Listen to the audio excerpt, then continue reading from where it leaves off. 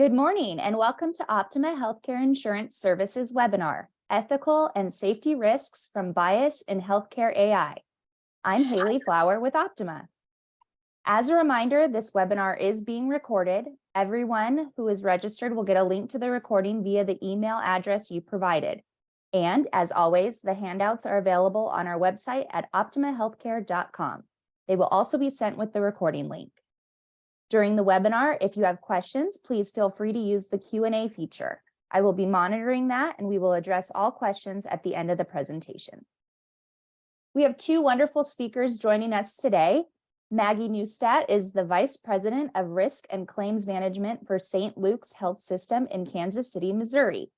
As an attorney and clinical risk manager, Maggie directs the loss prevention and patient safety activities for the system's 10 hospitals, spanning the continuum of care from a 600-bed academic medical center to several critical access hospitals, as well as a wide range of ambulatory and post-acute care settings. Maggie also has responsibility for managing loss control and claims for the system's captive insurance program. Maggie is faculty at Ashram's Academy, teaching the Applications in Risk Management module. Also with us today is Dr. Lindsay Jarrett. Dr. Jarrett holds a PhD in therapeutic science from the University of Kansas. Her work as a clinical researcher has improved clinical decision-making for providers in a variety of areas, including, but not limited to, opioid safety, infection control, and social determinants of health. More recently, she has broadened her understanding of ethical decision-making in clinical research and how decisions across the product and technology continuum impact healthcare institutions, those they serve, and society at large. Dr. Jarrett is the program director and principal investigator for the Ethical AI Initiative at the Center for Practical Bioethics and a consultant for RB Management Consultants. Her work across various sectors has created several collaborative initiatives and projects to positively impact the field of clinical research and assist stakeholders in implementing evidence-based practices across healthcare, education, and program development. And with that, welcome Maggie and Lindsay. Thank you, Haley, and thank you, Optima, for inviting us to attend today. And thank you for those of you who are here to join us for this topic. It's if you're here, you must have some particular reason why this is an interesting topic to you. Artificial intelligence and machine learning is obviously at front of mind in lots of different industries, healthcare being one of them. And so this is a really good opportunity for us to talk about what does this pose to us in terms of artificial intelligence, in terms of ethics, but also patient safety. And so Lindsay and I are going to spend the next 50 minutes talking to you about an initiative that we are working with in Kansas City, and to be able to talk about how we as clinical risk and patient safety folks in the healthcare space can jump in. So first thing we have next, and Haley, if you launch the survey, while I give you a little bit of background about Lindsay and I know you got a pretty extensive introduction there, if you could tell us what's your familiarity with artificial intelligence in healthcare. We have given this presentation to different audiences, and we find that the familiarity really runs the gamut. There are some people who could teach this, co-present with us, and then there are other people who have never even considered any of these ethical and patient safety related implications. So if you could give us your familiarity, that will help us understand how to gauge our discussion. But by way of background, again, as Haley said, I am a clinical risk manager. I'm a lawyer working in the Midwest, and really didn't have a lot of line of sight to healthcare artificial intelligence until I encountered Lindsay in the project that she is doing at the Center for Practical Bioethics in this space. Lindsay, I'll let her introduce herself briefly. Lindsay? Yeah, hi. I think Haley, you did a great job at introducing me. I'm happy to be here and just honored to be with all of you. And I do direct the program for the Ethical AI Initiative, and I'm also really working to study it with our project team and just to really understand the intersection of the ethical implications and healthcare with technology. So really happy to be here. Thank you. So Haley, if we can move to the next slide. Oh, great. There's our results. And I don't know if you all are able to see those, but it looks like most of you are somewhat familiar. About a third of us not familiar, and then, a fraction of you are very familiar. So this is great. So for those of you who are very familiar, please feel free to share some of your insights with us. This is a novel and emerging field. And so I think it's safe to say that even though Lindsay is an expert, I think that expertise probably changes every 15 seconds, just because it is so constantly evolving. And if you follow any of this in the business media or news media, social media, technology media, it is mind-blowing how fast this industry is picking up, and in how many different facets of society it is covering, whether it is, and we'll talk about some of those examples, but artificial intelligence, and it's not new, it's been around for a while, but it is moving at a very exhilarating or terrifying speed, depending on how you look at it. Our goal today is not to make you experts in artificial intelligence. That is not, if that's what you were hoping to get, you probably need to sign up for a different conference. What we want to do is help you issue spot as clinical risk professionals, really to understand why this matters, where it might come up in your daily practice and within your healthcare organization, and what you can do about it to make sure that you are aware of these. A lot of the ethical issues that we're going to talk about will align really closely with your DEI, your diversity, equity, and inclusion initiatives, as well as your ESG, your environmental, social, and governance initiatives. So those are keywords that in healthcare we are hearing a lot about. Your underwriters will be asking you about these initiatives. Your board members or shareholders will be asking you about those types of initiatives, and so you can tell them, yes, actually, I participated in a presentation recently where we talked about this novel and emerging issue. So we'll talk about AI, and we'll talk about the bias that is potentially inherent in artificial intelligence and machine learning in the healthcare space, so that we can one, address it, and then figure out how we mitigate that risk. We'll discuss Lindsay's project that puts some guardrails and accountability around the use of artificial intelligence in healthcare. And then we'll provide some practical tools or considerations that you can take back to your organization, because it's always nice to go to a conference that provides you with a lot of really intimidating information, but also nice to have some practical things that you can do with it at the end. So next slide, please. So let's start by just setting the table, since there are, a majority of us don't have a lot of good familiarity, and myself being one of them, familiarity with machine learning in the healthcare space. Let's talk about how we got here. Artificial intelligence, AI, in the healthcare space is generally referred to or considered to be augmented intelligence. And I'm not sure if, Haley, do I need to advance the slide, or are you able to do that? I'm sorry, I'm stuck for a second, but I will advance this shortly. Okay, I'm gonna keep moving. So AI is a machine-based learning tool for decision makings. And what that means is that the software creates ways of thinking about problems similar and mimics the way that humans think about problems. That is different from the typical algorithm-based if-then type of logics where you program a computer. Machine learning really replicates thinking. And because it replicates human thinking, it can also replicate all the biases that human beings have. So when we think about augmented intelligence, the thought here is that it really enhances human intelligence instead of replacing it. But as you will see in some of the technologies, there are places where it is replacing and performing functions just like a human being would. In augmented intelligence or artificial intelligence, machine learning, the machine doesn't the machine doesn't get turned on knowing how to think. All of the information, the inputs, and all of the decision-making points have to be provided to that machine. So data is provided to the machine, and then the machine is trained or taught how to make determinations. So it's like a chef making recipes, and some chefs may like their food saltier, and some chefs might like things a little bit more bland or more spicy. If you think about when you go to an Indian restaurant, for example, and they ask you on the scale of 1 to 5, how spicy do you want it?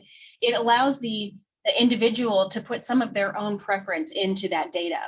And when we have artificial intelligence, it's the exact same way. There will be preferences of biases that get plugged into the data that's selected. And we'll talk a little bit more about that. Where did this come from? Well, I mean, it's if we were talking before about, you know, when you think about where we've seen AI in Hollywood, if you've seen the Terminator movies, right, where the artificial intelligence takes over, or there's a new scary movie out right now about an artificial intelligence doll that starts taking on some initiatives that were not assigned to it through its learning. It has been around, and it's been a really sexy topic for years because it has such great potential, but it also carries with it a lot of risk. And so when you see that taken to its fantastical conclusion, like it does in Hollywood, you can see where there are some ethical dilemmas that pop up. But it really started when we transitioned from what you see on the left here, which were the paper charts, to an electronic health record. And those of you who have been in healthcare long enough have seen offices that look like this one on the left here, where it is just thousands and thousands of paper charts. Each is a discrete chart with information in it, but to coalesce or try to mine any consistencies or overlap or aggregated data out of those charts would have been absolutely impossible. And so with the transition away from the paper chart to the electronic health record gave us the benefit of now being able to access that treasure trove of all that really good information that's in there. And this has come from a place, obviously a place of wanting to get good information so that we can provide better patient care. And I think it's important for me to make sure that I call out that Lindsay and I are not saying that AI is good, and we're not saying it's bad. We are not assigning any value to it. It is a tool. And like with all tools, they can be incredibly helpful, or they can be incredibly dangerous, or they can be benign. And it really is more in how the tool is used that creates risk or benefit. But we are not saying that we think that AI is bad or shouldn't be used. But it is needed, and it has great benefits for us, especially when we think about the healthcare space.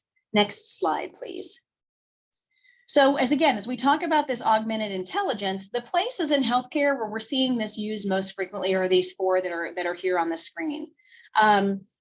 Artificial intelligence is expected to double in the next couple of years, and then it will exponentially double as the machines learn faster and can process more information. So when you think about the first computers, you know, the first big IBM, and if you're a child of the 80s like I was, one of my favorite movies was War Games. And, you know, in that particular movie, there's this giant computer called the Whopper that's making all of these, simulated war scenarios. And the computer in that room took up the entire room. I mean, it was essentially the size of an airliner. And now, you know, when you think about the processing that happens on your iPhone or your Android that you have in your hand, I think somebody said that there is more technology in our iPhones than there was on the first rocket that went to outer space. The technology is just progressing so fast, we can't even keep up with it. So, but these are the four spaces in healthcare where we're seeing it used frequently. Diagnosis and detection. If I was to ask you to raise your hand if your organization uses some sort of artificial intelligence algorithm in diagnosis and detection, you'd probably all 100% say yes. And you may think, no, we're not using any artificial intelligence. If you are using sepsis indicators or anything that is doing analytics or sort of that pre-recommendation to fire best practice alerts, a lot of that is based on artificial intelligence. It is looking at your data sets to make recommendations. So those types of sepsis and sepsis early warning indicators can be based on artificial intelligence. In the radiology space, we see for image analysis, it has been really widely used. And it's fantastic because it is able to, especially in radiology where it can be very subjective. You don't always have a definitive information, and there may be subtleties that the artificial intelligence can pick up on and identify, guiding the radiologist to do a deeper analysis of a particular portion of the image or order additional studies. From a risk management perspective with the image analysis, we have had situations where a diagnosis was not made on a preliminary read, and then subsequently a patient comes back with a new lesion or a mass, And the question is, did we miss it on the initial interpretation? And when we have gone back and done our analysis, we've talked to the radiologist and said, what do you think looking back at this in retrospect? Do you see this? And they say, no, I didn't see it. And the artificial intelligence didn't see it either. So we are using it to bolster the standard of care, right? We are using it to say the artificial intelligence didn't fire any warnings on this reading either, because we can keep record. And from a risk management perspective, that's one of the considerations is, do we keep this artificial intelligence recommendations that lays on top of it to help us, or is it more hurtful? In the drug discovery space, we all know that drugs are incredibly expensive, and part of why they are so expensive is because of all the R&D that goes into launching a new drug. And depending on where you test your drug or trial your drug, you may not have access to all of the right ethnic groups, age groups, other social determinants of health that need to be factored into drug discovery. And artificial intelligence allows us to pull in more participants into a study than we could do physically. And so we are getting quicker development of drugs with a better sampling and exposure to the patient population that would actually be using it. So we can drive faster care that way. And in care personalization, we see a lot of that where artificial intelligence can be used to plug in your particular genetic markers or genetic conditions, your lifestyle choices, your personal medical history, and pathologic testing results, and generate precision care recommendations just for me. So mine would look different from Haley's, which would look different from Lindsay's, based on the information that it is pulling out of our medical records. One of the other things that in terms of care personalization is the artificial intelligence has the ability to comb through your prior medical history and identify key issues before a primary care appointment, where when you go in, your primary care physician doesn't sit and spend 30 minutes looking through your entire past medical history. So it provides clinicians with more comprehensive data that they just don't have the time to comb through, and highlights things so that your primary care physician comes into your appointment and says, hey, Maggie, I see that we've had, this trend going on here, or I see that we have had in your past history, this particular issue. So it is able to help, again, augment, not replace your physician. We're not talking about replacing clinicians, but it augments the information that they have to make good diagnostic decisions. So next slide, please. So what we want to talk about is, what does this look like in real life? So this is great. We're all, risk professionals and healthcare professionals, but tell me a little bit about, why does this matter to me? So there's a couple different examples that we're going to share with you. One of them on the right is about opioids. Again, for those of us who are risk professionals, we know that underwriters are constantly asking us what we are doing to have safe prescribing practices in our organizations, and how we are planning to manage the risk that substance abuse and opioid use disorders creates to us from a liability perspective and from a patient safety perspective. And one of the really great tools that we have at our disposal is the PDMP, or the Prescription Drug Monitoring Programs. And so those of us from a risk professional standpoint and from an industry standpoint say, you know what, we need to find a way to make sure that we are not being used in our prescribing practices to potentially enable patients who have substance use disorders. And so what is one of the things that we do? We require our providers to check the PDMP, which is great, but it's not a foolproof resource. There is an organization that can provide an artificial intelligence supplement that sits on top of your PDMP, that looks not just only at the information in the PDMP, but can scan the entire access of data points that you have for a particular patient, which includes their medical records, includes their prescribing records, includes their arrest records, includes much more comprehensive information that is available out there. And then it will provide a risk score to the clinician, so that the clinician knows what kind of a risk am I taking in prescribing, chronic opioid therapy to a patient. And this sounds fantastic. It sounds like a really good resource because from a risk mitigation standpoint, I say more information is better because people know how to manipulate the PDMPs. And so this really gives us more actionable intelligence. The problem is you hear stories like this one, where a patient was fired by their OBGYN without much explanation for violating the controlled substance pain contract. Those of you who are risk professionals or healthcare professionals know that the substance abuse, the chronic pain management contracts that we use with patients are one of the really powerful tools that we have to try to help drive compliance with safe opioid use. And those contracts generally contain a provision that says that you will only get opioids from me.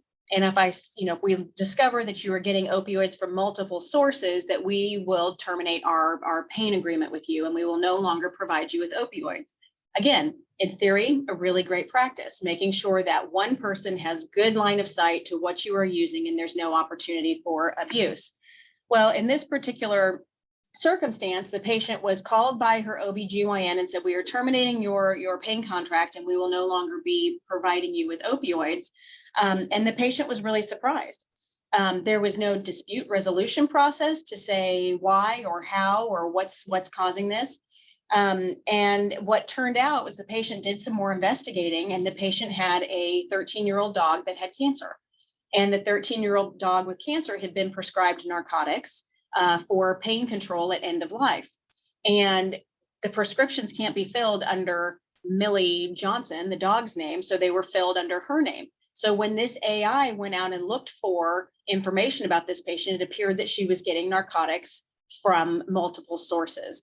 And so it went days before she was able to resolve this. In the meantime, this OBGYN clinic was part of a larger system.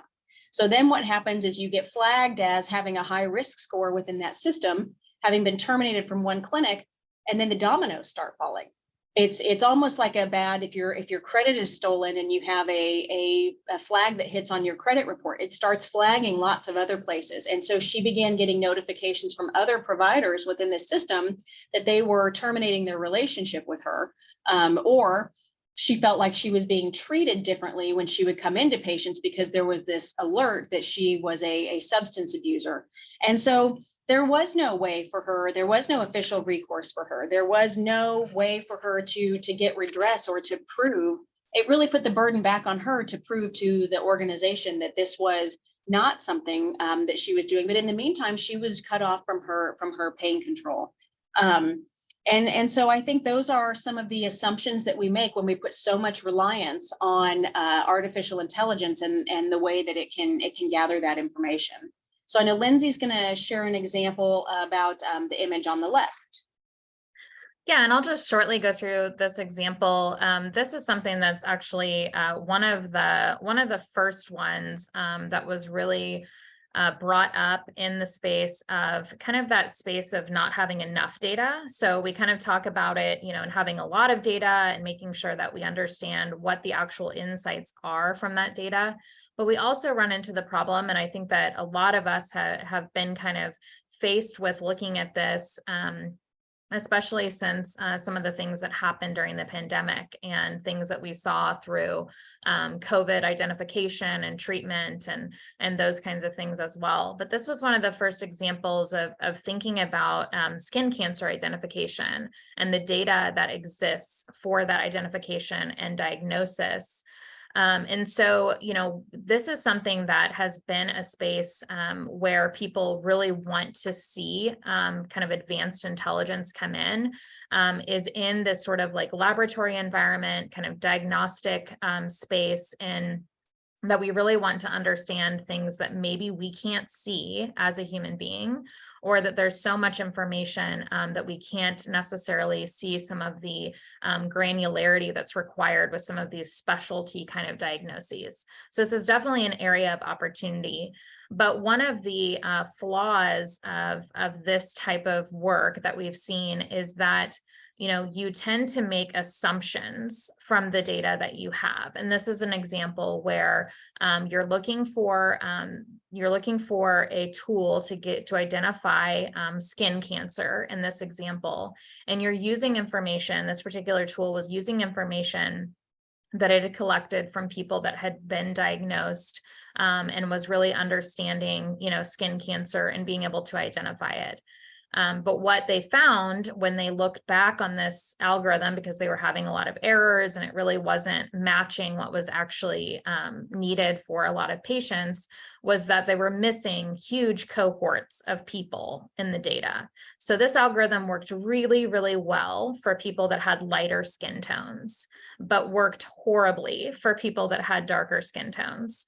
And that just wasn't a consideration, unfortunately, when they created this, but this is one example of where we need to look at the breadth and the depth of the information that's used to create these tools, especially before applying them to the healthcare setting.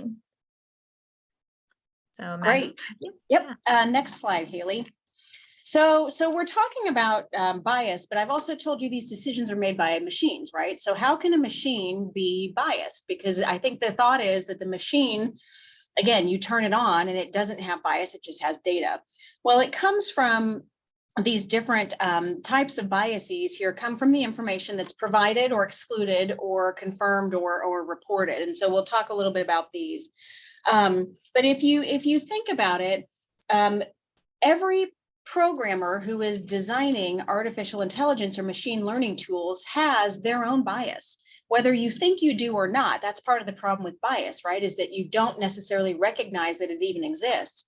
And sometimes, like in Lindsay's example, you don't even think to ask the question, who's not being included? You really have to be intentional about what you're trying to do.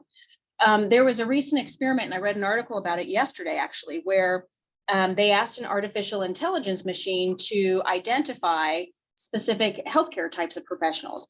And so they asked the AI to identify doctors. And 89% of the individuals that they identified and showed pictures were male, even though in the healthcare setting, only 49% of the overall physicians population is male. So it associated physician with a male. And then when you ask the same machine learning artificial intelligence to identify nurses, it was 100% female, even though in the actual Bureau of Labor Statistics data, it's only 86%. So it just has this ability to, depending on the wording that you use, depending on the way that you describe things, the AI will take some of the long-standing biases that have been included, and it will send you that result. Now, so it depends on how you select your data, what data you include, and how it generates the report. But when you get that information back, if you don't know any difference, you confirm it. So maybe you get that information back and you think, yes, 100% of nurses are female. Unless you have a way to fact check that or you'll confirm that bias. And then it just gets perpetuated and built on.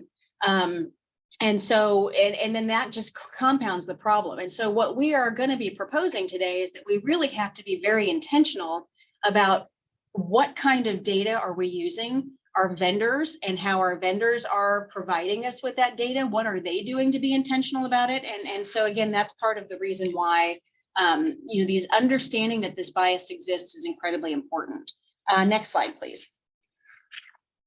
So the key takeaways from my setting this up, and then I'll turn it over to Lindsay here, is that machine learning is designed by humans and input by humans, but the decisions are made by a machine, and the machine doesn't understand a risk of harm, right? So as risk managers, we are very familiar with a situation where we have a tool that is being proposed or being used within our organization, and that tool has risk, but it also has great benefit. So you think about the first time that there was a wrong site surgery within your organization. Did we afterwards stop and say, oh my gosh, surgery is terrible and we shouldn't do it anymore? No, we said, okay, surgery is good, but it has risk. And so we as risk professionals and leaders in our organization need to design a solution that will prevent that risk from happening. And then you got your timeout. You got your site marking, you got your patient involvement in the site marking. So what we're proposing today is the same type of a solution, which is something that is the bread and butter of risk managers. we've got a tool that has some risks, and we need to help design a process that will help mitigate those, one, make us aware that those risks can happen, and mitigate the risk, mitigate the likelihood that those risks would happen. And I think as risk professionals, even though this is a very technology-based type of a platform, I think it's very important that we make sure that we are bringing this issue back to our organizations. And so I'll be back with you at the end of the presentation to talk about some of the next steps, but I'm going to turn it over to Lindsay to talk about the initiative that she's working on. Great. Thank you, Maggie. Next slide, please. All right, so this slide is a lot. Probably you're going to feel that way about a lot of my slides that I'm going to be bringing forward, but it's really a complex problem. I think you've seen already in this presentation that it's a lot of work. The problem space is very deep, and it's embedded in systems that already have a lot of infrastructure that may be broken. There's definitely some room to rethink some of our systems. And so for us, it was important to create an initiative that really operates in a network model. I think this probably, as we've implemented it so far and been thinking about this problem space, it is really important to have different people at the table. So it's also important to think about that technology really impacts multiple systems, and it has the potential to impact healthcare in a significant way. I think we really know that already, but the how and the when and really how much, thinking about the magnitude of this issue and really understanding that it's not something that we can really put the brakes on, but how can we rethink it and make sure that it really is providing an opportunity and filling a gap. I think that's really important when we think about this in healthcare. So one solution that we're thinking about and working towards is really putting the community members who are impacted by AI in healthcare. So probably everyone, really, when you think about it, but really having them be at the center of the work. So they can not only define the problem space in a contextual way, but also drive the solutions so they are designed to work in healthcare. So, as someone who's a clinical researcher, it might feel easier for me to work inside of a scientific space or to create kind of a lab and to work in it in this way. But it's very important to bring people together and to be able to have them take those tools into the environment and really test them and ensure that it works. This model also helps to diffuse the more traditional decision-making power that tends to keep the pendulum swinging back and forth from some of these groups, as you see them listed outside of the circle. So, we may have people in different states of decision-making power for this problem, but really our model helps to diffuse that and bring in a network of people. You could even maybe put it in the space of a consortium, and bringing people together to help think about these solutions and act on them. Next slide, please. So if we're going to move towards the proposed community network model that you just saw, that when we think about the ethical considerations of healthcare IT and AI, then we recommend doing this work in a way where a wide range of voices are at the table. So the organizations listed here are the ones that are currently represented in our ethical AI initiative.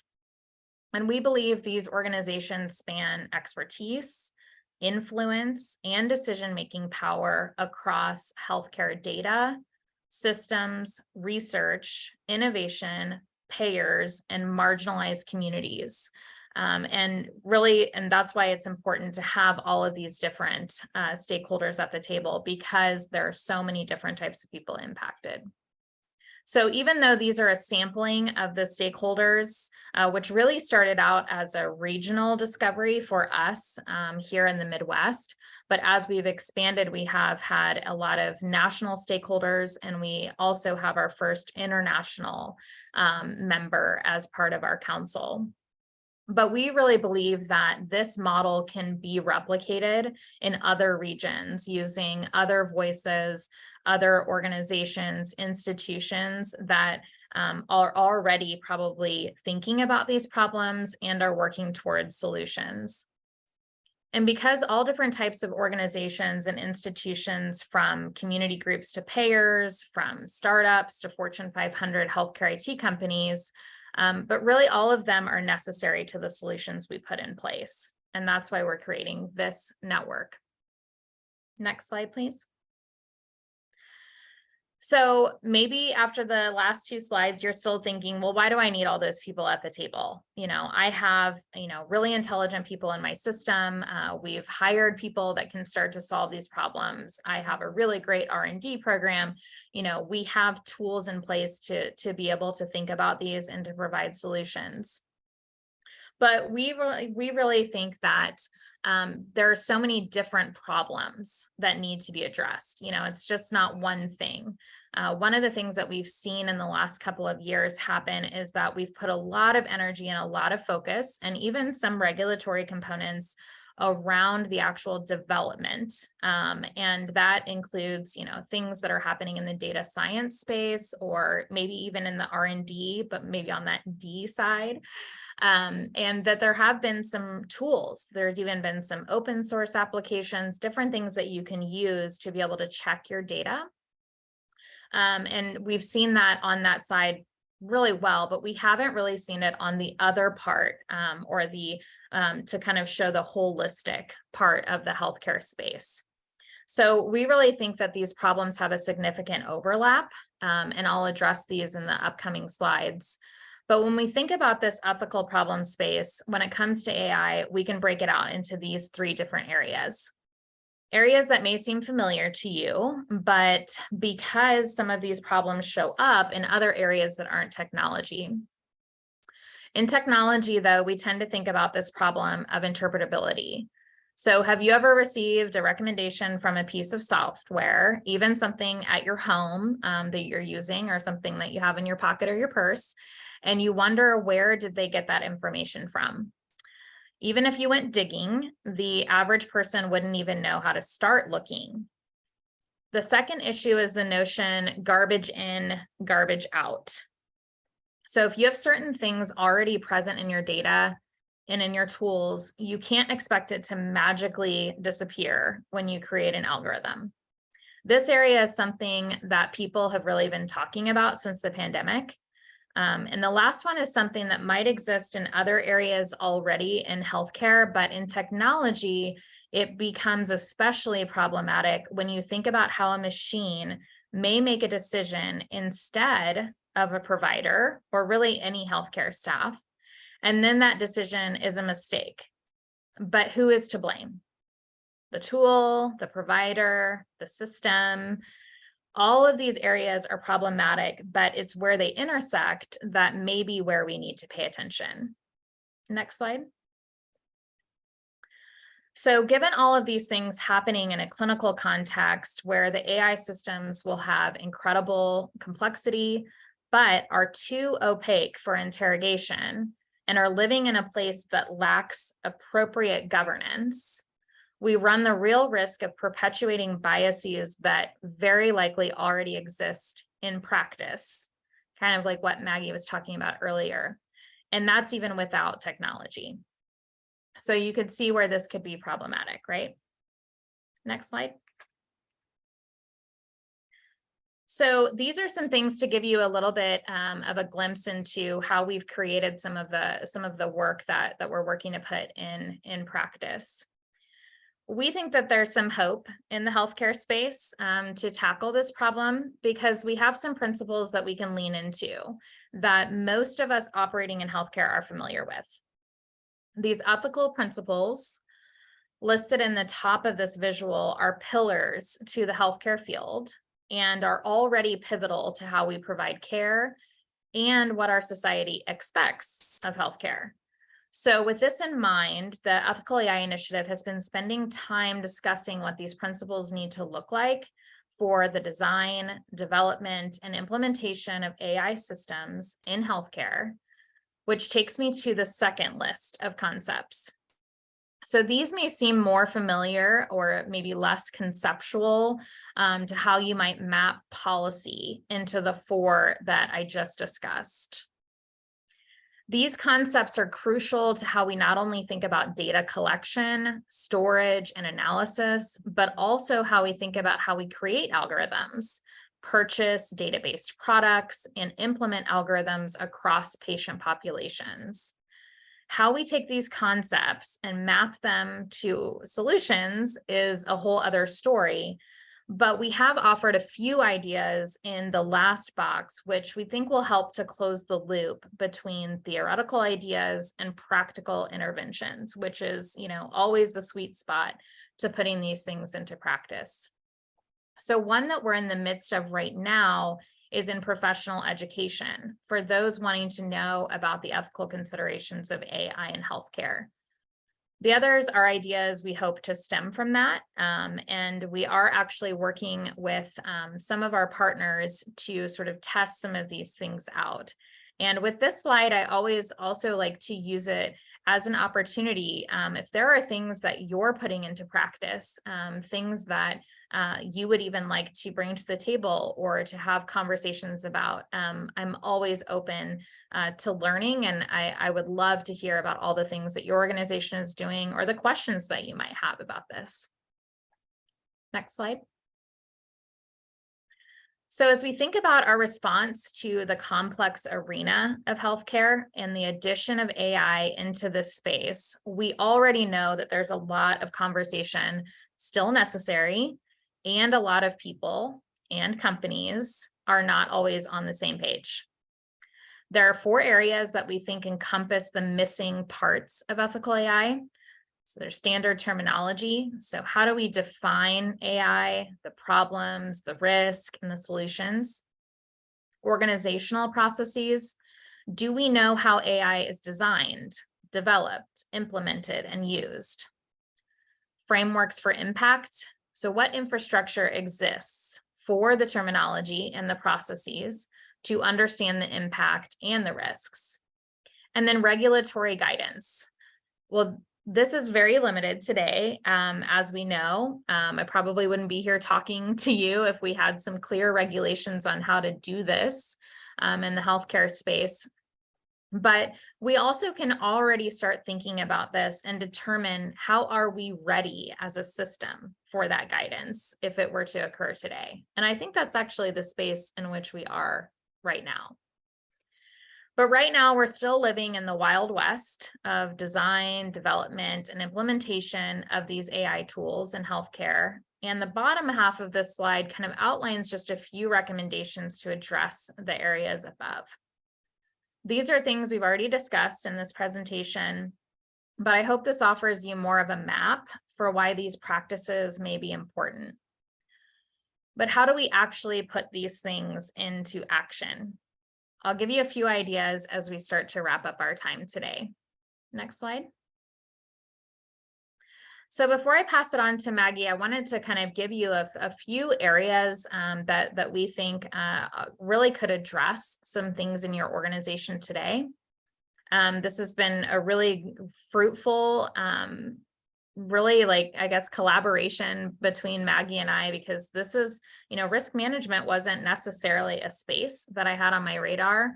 But really, once I understood just how important risk management is to the system, it really had me think about some of the questions and some of the areas that are really important to this topic. So some of you here today may be more interested, like I said, in that third column, but a lot of you may also be able to answer these other questions across your organizations. So in these questions, you'll see a lot of how, what, where, and who. But as you answer these, you may start to uncover the why, which maybe could get you to think about bias in a contextual way, leading you to understand the risks holistically, which then may provide you with tangible tools to mitigate those risks as you work to design, develop, and implement AI tools in your healthcare settings. So I'll pass it back to Maggie to wrap up our time with you. Yeah, great. So next slide, please. So we told you we would finish off with giving you some specific tips, and this slide does not have those tips on them, but I will walk you through them. You know, in risk management, like I said at the intro, I teach for ASHRM, which is the American Society of Healthcare Risk Managers. And one of the things that we always recommend when we're training new risk managers is the concept of sitting down and having a cup of coffee with various leaders in your organization. So one, you understand from an enterprise risk perspective, what are the risks that they're facing, and that they know how to use you as a resource. You know, risk managers I describe as old-fashioned switchboard operators. You know, the folks that you saw sitting in front of that big wall with all the different switchboards. You know, the risk management may not know the answer, but we know everyone in the organization. And so when someone calls with a question, we may not know the answer, but we do know who to connect you with. And so part of knowing who to connect people with is asking questions and being aware of what's going on in your organization. So again, looking at this from an enterprise risk perspective, these are the four particular leaders, and the boxes on the outside are four particular leaders that we would recommend that you sit down with and just ask, get a feel for, do we even have this on our radar? Do we have any processes in place to start addressing these issues? So the first one in the top left corner is diversity. Almost every organization has either a chief diversity officer or a diversity champion.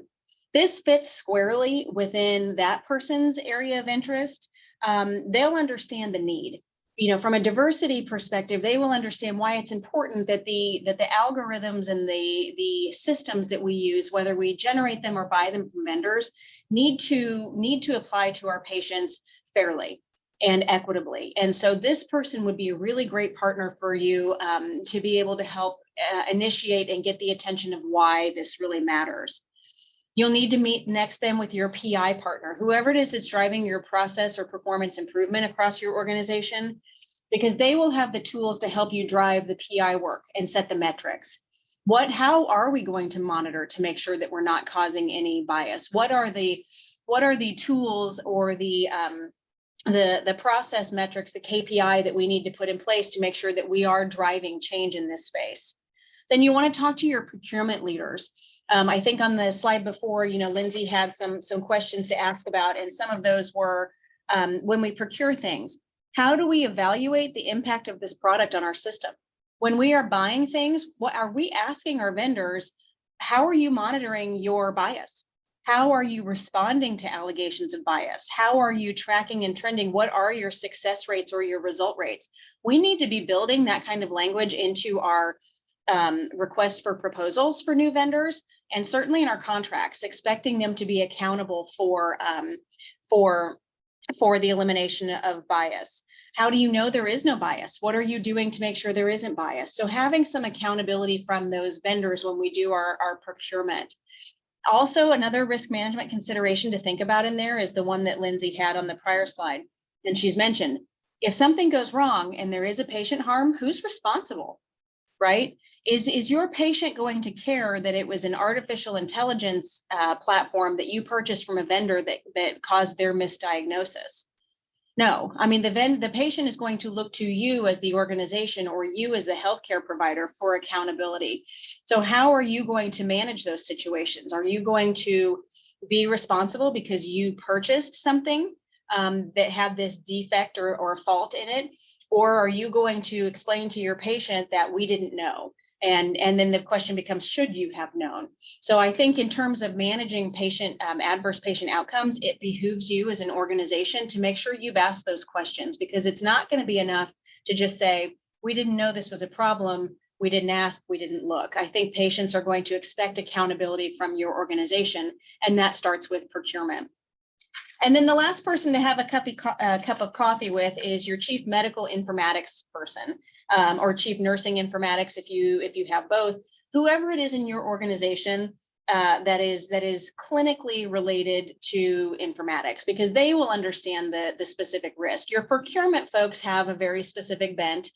Your diversity folks and your PI folks also do too. But you need a clinical partner at the table here who can help really drive home the potential safety implications, and then also provide that clinical street cred when you're talking about what this means to your organization. And then in the center, then those are what you're going to do. You're going to vet before you launch something. You're going to measure it to make sure that it's not causing disparate results. You'll monitor to see what interventions you can put in place. And then if you find there needs to be revision or refining, you will put that in place. And it's an ongoing constant loop.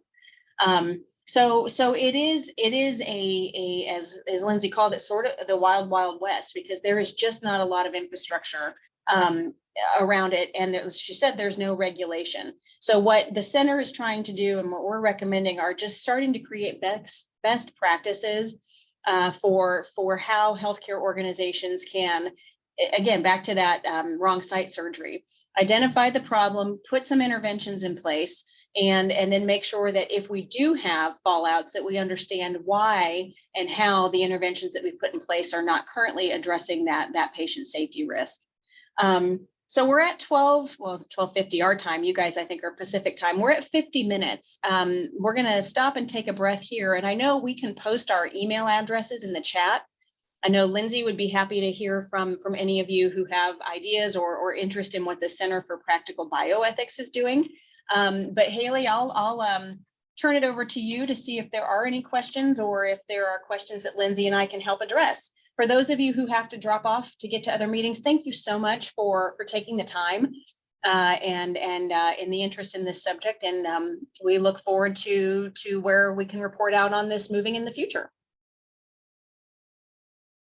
Thank you both for your presentations. That's so much good information. And Lindsay just posted her email address. Thank you.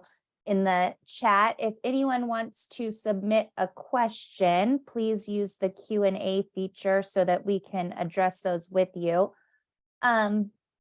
So many good things, Maggie and Lindsay.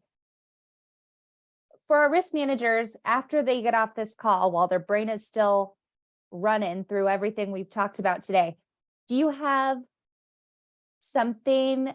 What should be their starting point? Like getting this team together, what are kind of the questions they should be thinking in their head? Is there an area that they should focus on or prioritize as a starting point? I think so. I'll tackle this one first. From a clinical risk management perspective, is just finding out where on this journey is your organization. Do you already have some, it could be, that your procurement folks go to their annual conferences and there's lots of discussion going on about this and they already have some thoughts on how to do it. Or when you sit down and have that cup of coffee with them, do their eyes get really big because they have never even thought about this before? So I think really establishing your baseline. What do we even know about where we are on our journey? And then I think once you figure out where you are, then I think you pull together your team of these folks to define your problem. What is your strategy going to be? How can we start to tackle this?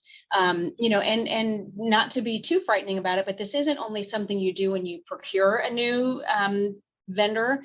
Really, we ought to be doing this analysis on the things we already have, right? So it's not just at procurement. We need to do an assessment of all the artificial intelligence-based platforms that you already have. And one thing that I could recommend, and we have done this in other, when we start up a new telehealth initiative, for instance, we have a multidisciplinary team that is given a proposal. And that multidisciplinary team each has, a piece of that proposal, whether it's billing or risk management or compliance, or IT safety and security, that we sit down as a multidisciplinary group and we evaluate these and decide what we're going to do.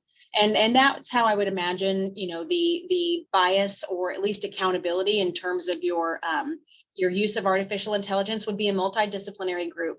Because as Lindsay said in one of her, the diffused responsibility is what makes this really complicated. No one person in your organization has all of the expertise to address this. And that's why these 4 folks would be a good starting point for setting up a group that would provide some oversight, even if it's just an artificial intelligence oversight group.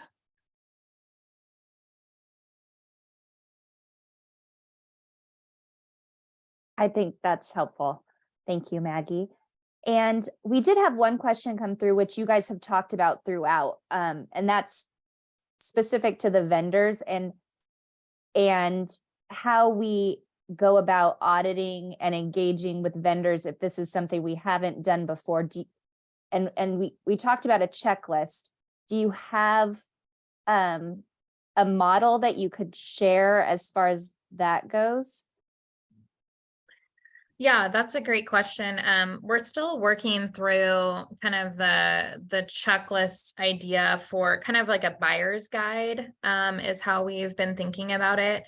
It gets a little bit tricky when you think about some of these contracts. Like, I think typically in healthcare, when it's come to especially like algorithm vendors or any sort of like EMR type vendor, they're not usually modeled on like a risk-based contract, where there's like some other things that that are used in a more of a risk-based way, where we have to see something happen that's beneficial, for us to, say that it's working and that we pay you, and those kinds of things. But typically we sort of buy these things sort of like products off of the shelf, and we make assumptions that they've done all of the things that they need to do. But what we found is that unfortunately is not true.